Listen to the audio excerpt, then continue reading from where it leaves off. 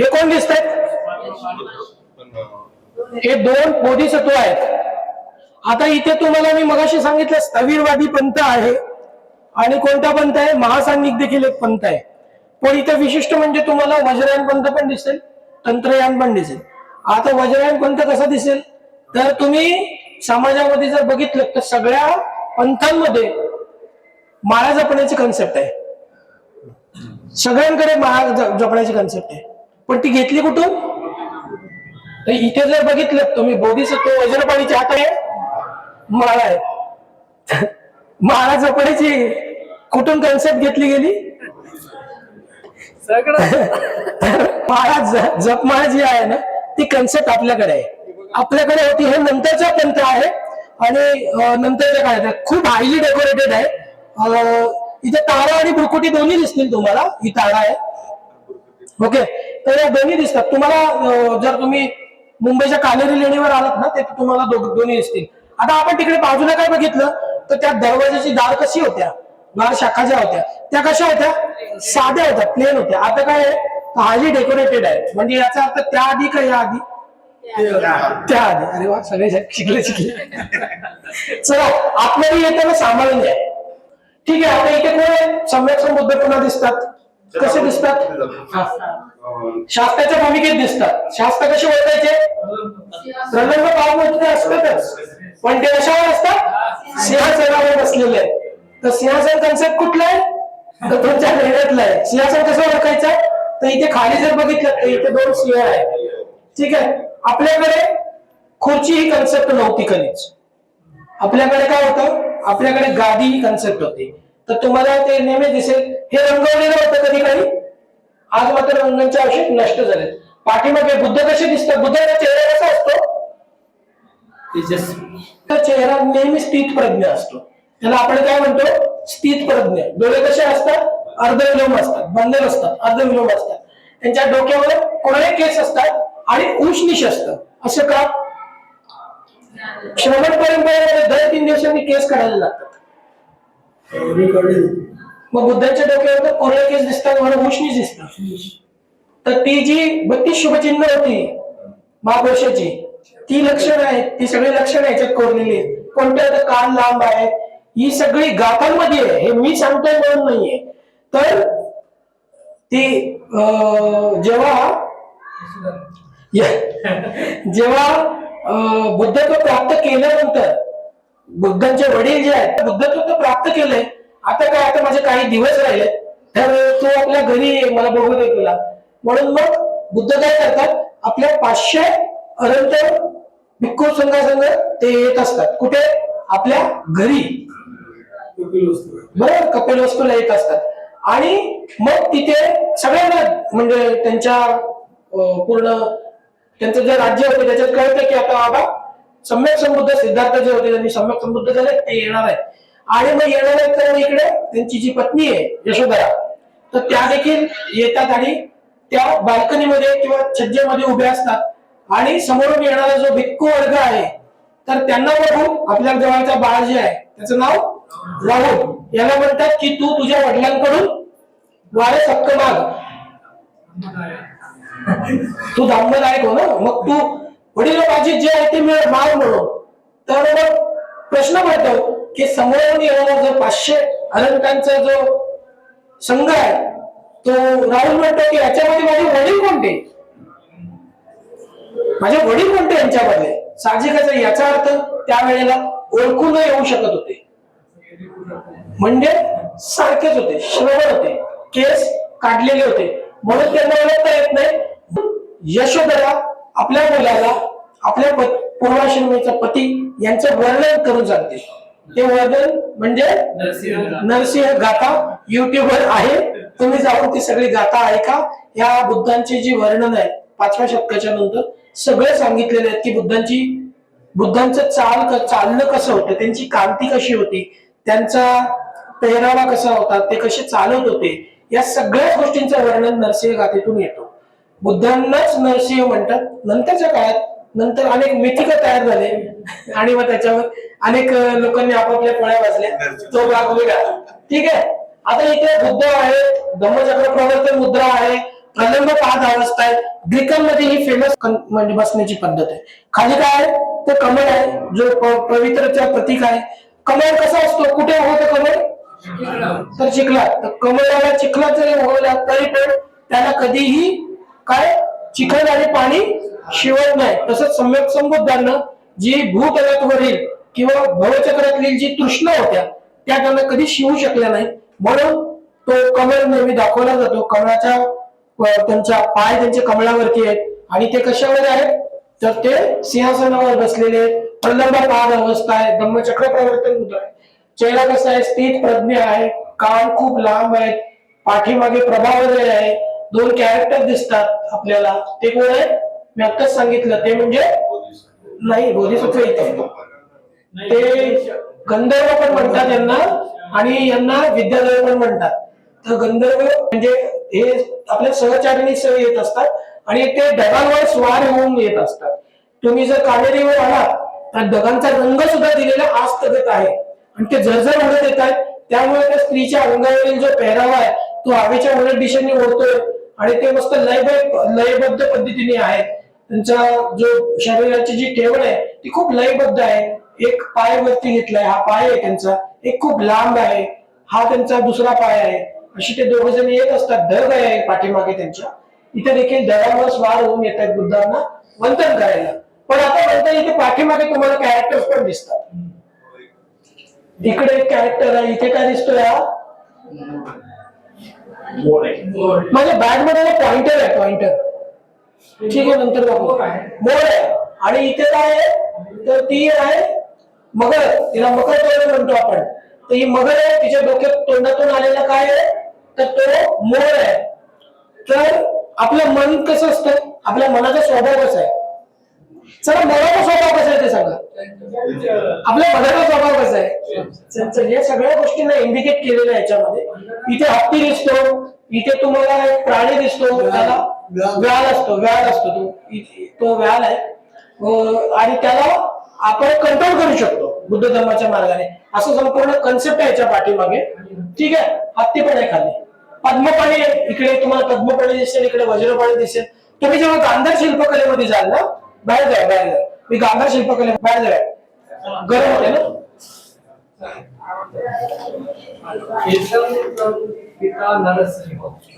ऐसा पत्ती, ऐसा पिता नरसिंह. मस्त.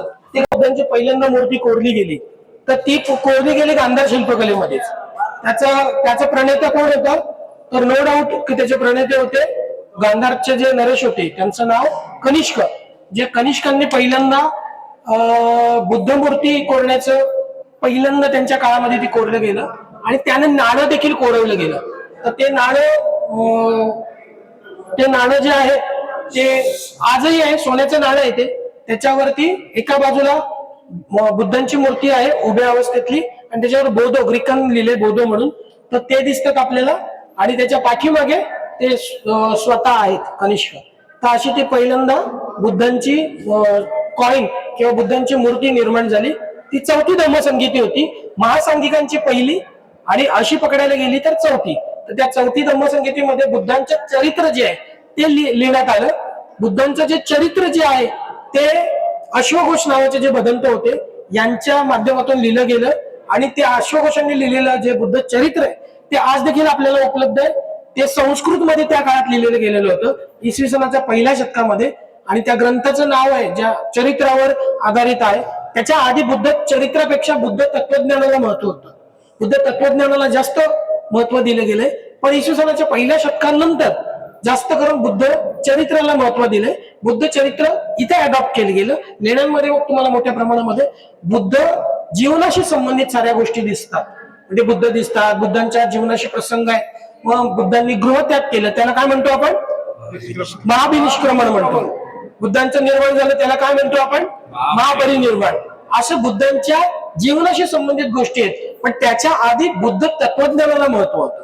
ओके, मग त्या इसवी सनाच्या पहिल्या शतकामध्ये बुद्ध मूर्ती आली आणि ती पूर्णपणे ग्रीक, चेहरा जो आहे तो पूर्णपणे ग्रीक आर्टिस्टन्स जो होता एंजोलस ज्याचं नाव होतं, त्यांनी बाह्य स्वरूप जे होतं ते पूर्ण म्हणजे आता तुम्ही जे प्रलंब पाद बघताय किंवा चिवर बघताय किंवा जे 32 शुभचिन्ह जे आहेत ते बघताय, महापुरुषांची लक्षणं बघताय, ती सगळी सम्यक बुद्धांची सगळी जी चिन्ह आहेत ती पुस्तकात होती, ग्रंथात होती, जी लिहिली गेली होती अश्वघोषांनी. पण मग बुद्धांच्या 500 वर्षानंतर बुद्धांची पहिली मूर्ती कोरत होती. त्याच्यामुळे जो आर्टिस्टन्स होता त्याच्या समोर कोणतंही मॉडेल नव्हतं, म्हणून त्यांनी आपला जो देवता आहे त्याचं नाव अपोलो, या अपोलो या देवतेचा चेहरा जो आहे तो सम्यक संबुद्धांना दिला. आता तुम्ही जो बघताय पूर्णपणे तो अपोलो हा ग्रीक देवता आहे, याच्यावरून घेण्यात आला. कारण त्यावेळेला बुद्धांचा चेहरा कोणालाच माहिती नव्हता, ते मान्य नव्हतं, म्हणून आपण कधीही बुद्धांचा चेहरा बघितलेला नव्हता. त्याच्यामुळे बुद्ध मूर्ती कोरणं, चित्र कोरणं हे मान्य नव्हतं. स्थविरवादी जे रूढीवादी होते, परंपरावादी होते, त्यांनी ते कधीही स्वीकारलं नाही. त्याच्यामुळे नंतरच्या काळामध्ये बुद्ध मूर्त्या कोरायला चालू झालं आणि नंतरच्या काळामध्ये बोधिसत्व तुम्हाला बघायला मिळतात. ते बोधिसत्व आपल्याकडे खास करून जो डेक्कन भाग आहे, डेक्कन ज्याला म्हणतो आपण दख्खन, त्या दख्खन मध्ये बघायला मिळतं.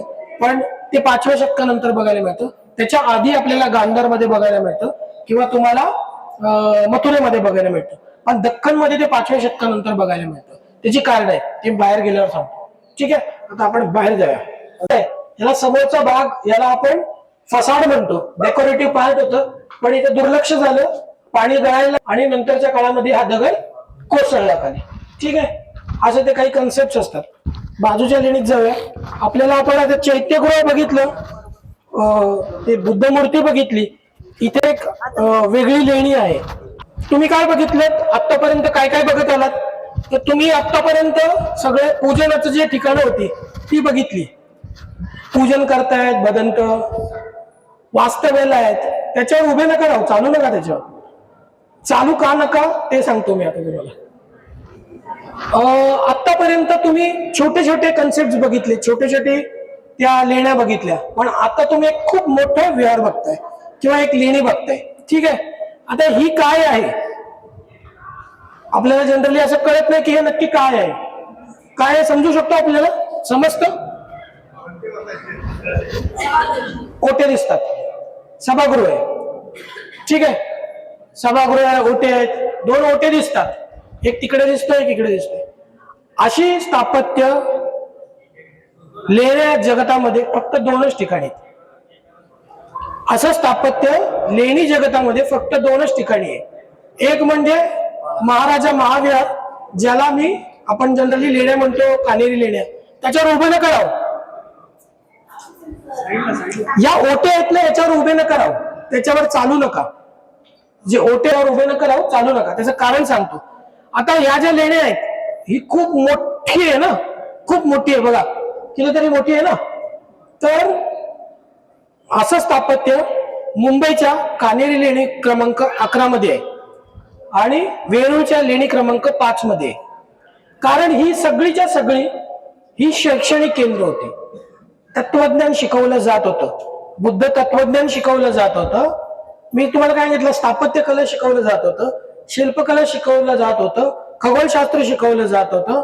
तुम्हाला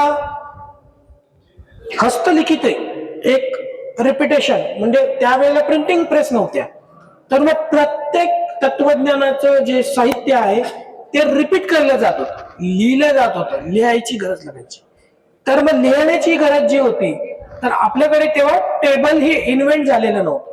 आपल्याला टेबल हे कोणी दिलं, तर ग्रीकांनी दिलं. मग त्यावेळेला बदंत कुठे बसत होते लिहिण्यासाठी आणि अभ्यासण्यासाठी? तर तुम्ही ज्याच्या समोर उभे आहात तर एक बदंत त्या बाजूला बसायचं, एक बदंत या बाजूला बसायचे, आणि जी काही हस्तलिखित आहेत रिपिटेशन, डुप्लिकेशन करायचं लिहिण्याचं, तर ते ह्याच्यावर करायचे. मग आता ह्याच्यावर चाललं पाहिजे का? याच्यावर एक बदंत या बाजूला बसायचे, एक बदंत त्या बाजूला बसायचे, आणि त्यांचं जे काही साहित्य आहे ते ह्याच्यावर ठेवायचे आणि लिहायचे, मग वाचायचे किंवा पाठांतर करायचे. आता पाठांतर करायची अशी कन्सेप्ट, खाली बसून बसून पाठांतर करायची कन्सेप्ट आज कुठे अस्तित्वात आहे? तर तुम्ही मॉनेस्ट्रीज मध्ये गेलात, आज लडाख बिदाख मध्ये गेलात, अस्तित्वात आहे. दुसऱ्या ठिकाणी कुठे अशी कन्सेप्ट आजही स्वीकारली गेली समाजामध्ये आहे? मदरसन मध्ये आहे. तर ती कन्सेप्ट ही आहे. तुम्ही जर बघितलं तर जी मुलं आहेत ती खाली बसतात आणि ते खाली वाचन करतात. तर ही कन्सेप्ट आपली आहे आणि हे तिथूनच गेले. इथे ते लोक वाचन पठन करत होते आणि जे काही साहित्य आहे ते ते लोक अशी जी त्यांची ठेवण्याची जागा आहे, जे साहित्य आहे ते इथे ठेवलं जात होतं. मी लकी आहे, मला शुआनझांग म्हणजे कोण? आपण ज्यांना चिनी प्रवासी म्हणतो, ज्यांना ह्युएन म्हणतो, भारतामध्ये आपण त्यांना ह्युएन पण त्यांचं ओरिजिनल नाव आहे शुआनझांग. ते शुआनझांग मुंबईच्या लेणीवर आले होते आणि त्या मुंबईच्या लेणीवरती जिथे साहित्य लिहिलं गेलं तिथून त्यांनी एक साहित्य नेलं ज्याचं नाव होतं एक दशमुख अवलोकितेश्वर धारिणी. परत सांगतो, एक दशमुख अवलोकितेश्वर धारिणी हे साहित्य त्यांनी नेलं त्यांच्या घरी आणि त्याच्यावरती तयार झालेलं जे शिल्प होतं ते देखील नेलं आणि त्यावर बनवलेलं जे शिल्प आहे, जे जगातील सगळ्यात पहिलं आहे, ते माझ्या मुंबईमध्ये. आणि मी आवर्जून दाखवतो. आता ते शिल्प काय आहे ते सांगतो. मुंबई कानेरी महाराजा महाविहार. तर शिल्प काय ते सांगतो. शिल्प असं आहे, दोन्ही पाय जवळ आहेत, धोत्रासारखा अधोवस्त्र घातलेलं आहे, वरचं माळा आहे गळ्यामध्ये मोत्याची. सर त्याच्यावर उभे नका राहू, अख्खं सगळं सांगितलं मी. 4 हात आहे. किती? 4 हात. एका हातामध्ये माळा आहे, एका हातामध्ये कमंड देठ आहे, एका हातामध्ये कमंडलू आहे, एक हात भग्न झालेला आहे आणि एक चेहरा आहे जो मोठा आहे आणि त्याच्यावर आणखी 10 तोंड आहेत. किती? 10 तोंड आहेत. बुद्धिझमचा कन्सेप्ट सांगतोय मी तुम्हाला. जे लोक टीका करतात ना इतरांच्या संप्रदायांवरती की तुमच्या अमुक अमुकांना इतके हात आहेत, अमुक अमुकांना इतके तोंड आहेत, तर ती सगळी कन्सेप्ट बुद्धिझम मध्ये आहे. त्याचं उदाहरण तुम्हाला जर बघायचं झालं तर कानेरीला आहे. कानेरीमध्ये ते शिल्प आहे 41 नंबरच्या लेणीमध्ये. तुम्ही कधी येताना तुम्हाला जर मी दाखवायचं आहे ना, तर मला असं नका सांगू, फोन नका करू, सर मी आलोय, तुम्ही कुठे आहात? 2 दिवसांनी येणार आहे, मग मी नियोजन करू शकतो. तुम्ही डायरेक्टली येणार आणि सांगणार की मी आलोय, मला लेणी सांगायला, तर पॉसिबल नाही. माझे नियोजन असतं. तर त्या 41 नंबरच्या लेणीमध्ये एक दशमुख अवलोकितेश्वर आहे. काय आहे? एक दशमुख अवलोकितेश्वर, ज्याच्या डोक्यावरती अनेक चेहरे म्हणजे 10 चेहरे आहेत. त्याचं नावच आहे अवलोकितेश्वर. तो काय करतो? अवलोकन करतो. काय करतो अवलोकन? की भूतलावर कोणाला दुःख आहे, त्या दुःखातून मुक्त करण्यासाठी त्याला पूर्ण भूतलावर बघायचंय, म्हणून त्याला काय आहे?